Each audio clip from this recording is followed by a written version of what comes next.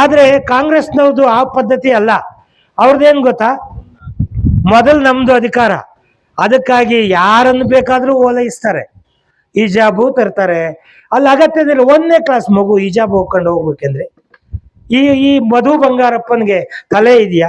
ಸಿದ್ದರಾಮಯ್ಯನವ್ರು ಅಷ್ಟು ಅನುಭವ ಇರೋಂಥ ರಾಜಕಾರಣಿ. ನಾನು ಹೇಳೋದು, ಹಿಜಾಬ್ ಹಾಕ್ಲೇಬೇಕು ಅಂದ್ರೆ ಡಿಗ್ರಿ ಕಾಲೇಜಲ್ಲಿ ಹಾಕ್ಲಿ ಅಲ್ವಾ?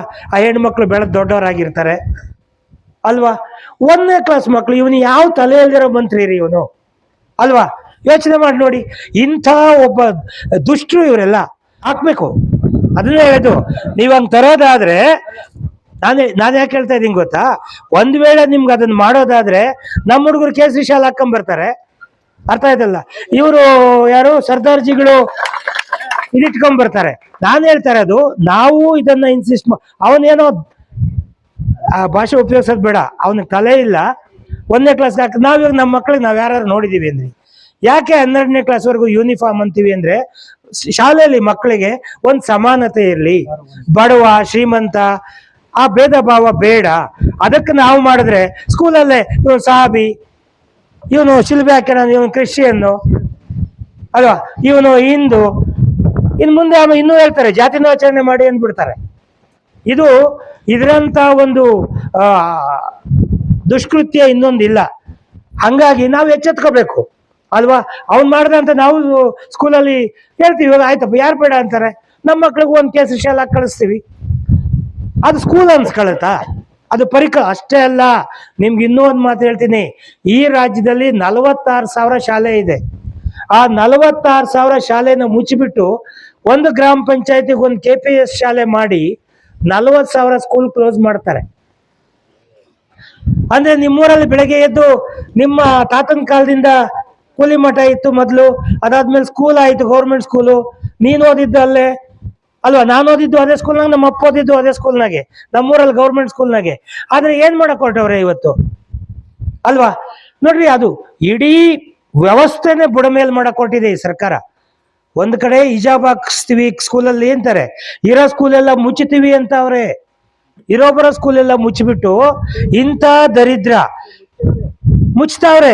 ಈಗ ನೋಡಪ್ಪ, ಮಾತೆತ್ತಿದ್ರೆ ಇದು ಕೂತ್ ಜಾಗದಾಗ ಏನ್ ಹೇಳ್ತಾರೆ, ಖಾಸಗಿ ಶಾಲೆಯವ್ರ ಕಾರಣ.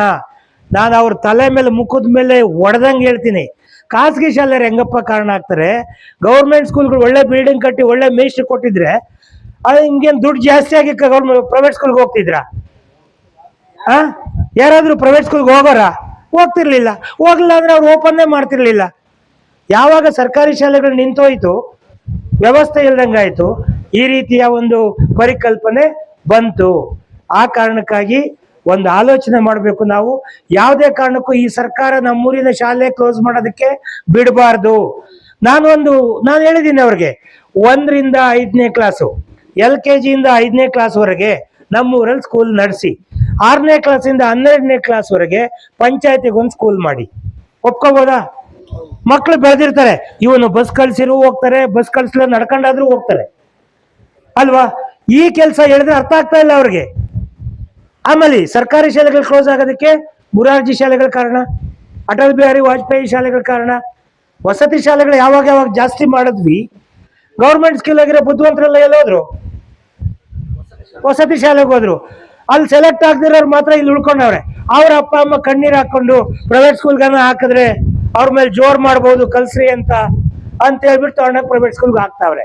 ಸರ್, ಹೆಚ್ಚು ಕಮ್ಮಿ ನಾನು 100 kg ಇದ್ದೀನಿ, ಸಣ್ಣ ಆಗ್ಬೇಕು, 75 kg ಬರಬೇಕು ಅಂತ ಯೋಚನೆ ಮಾಡ್ತಿದ್ದೀರಾ? ನಮ್ಮ ಜೀನಿ ಸ್ಲಿಮ್ ನ ಯೂಸ್ ಮಾಡಿ ಸೈಡ್ ಎಫೆಕ್ಟ್ ಇಲ್ದಂಗೆ ಆರಾಮಾಗಿ 75 kg ಬರ್ತೀರಾ. ಎಷ್ಟೋ ಹೆಣ್ಮಕ್ಳು ಹೇಳ್ತಾ ಇರ್ತೀರಾ, ಸರ್ ನಾನು PCOD ಇಂದ ದಪ್ಪ ಆದೆ, ಸರ್ ನಾನು ಥೈರಾಯ್ಡ್ ಇಂದ ದಪ್ಪ ಆದೆ ಅಂತಿದ್ರಲ್ಲ. ಎರಡಕ್ಕೂ ಸಜೆಷನ್ ಅಂತಂದ್ರೆ ನಮ್ಮ ಜೀನಿ ಸ್ಲಿಮ್ ನ ಯೂಸ್ ಮಾಡಿ PCOD ಥೈರಾಯ್ಡ್ ಎರಡನ್ನೂ ಕಂಟ್ರೋಲ್ ಮಾಡ್ಕೊಳ್ಳಿ. ನಾನೊಂದು ಮಾತು ಹೇಳ್ತೀನಿ ಕೇಳಿ, ದೇಹದಲ್ಲಿ ಸಕ್ಕರೆ ಹತೋಟಿಗೆ ಬರ್ತಿಲ್ಲ ಅಂತ ಸುಮ್ಮನೆ ಯಾಕ್ರಿ ಟೆನ್ಷನ್ ಮಾಡ್ಕೋತೀರಾ? ಈಗಲೇ ಮನಸ್ಸಿಂದ ಅದನ್ನು ತೆಗೆದು ಬಿಸಾಕಿ 3 ತಿಂಗಳ ಕಾಲ ನಿರಂತರವಾಗಿ ಜೀನಿ ಶುಗರ್ ಆಮ್ಲನ ಉಪಯೋಗಿಸಿ ನೆಮ್ಮದಿಯಾಗಿ ಇರ್ತೀರಾ. ಡಿಸ್ಪ್ಲೇ ಕಾಣ್ತಿರೋ ನಂಬರ್ಗೆ ಕರೆ ಮಾಡಿ. ಜೀನಿ ಇದ್ದಲ್ಲಿ ಜೀವನ ನಿರಾಳ.